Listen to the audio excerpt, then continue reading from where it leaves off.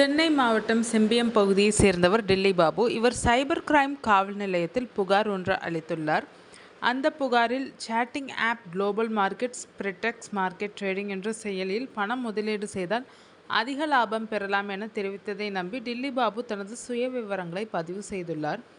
இதனையடுத்து மர்ம நபர்களின் அறிவுரைப்படி டில்லி பாபு 18,52,130 ரூபாய் பணத்தை செயலியில் முதலீடு செய்துள்ளார்.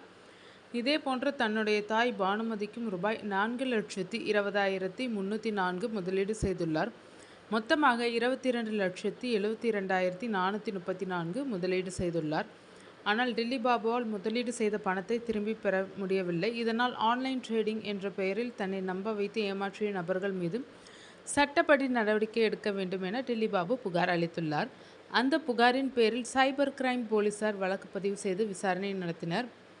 விசாரணையில் மோசடி செய்த நபரின் மின்னஞ்சல் முகவரி, செல்போன் எண் ஆகியவற்றின் மூலம் போலீசார் விசாரணை நடத்தியதில் முத்தண்டி பகுதியைச் சேர்ந்த முத்துமாணிக்கம் என்பவர் மோசடி செய்தது தெரியவந்தது. அவர் மீது போலீசார் வழக்கு பதிவு செய்து விசாரணை நடத்தி வருகின்றனர்.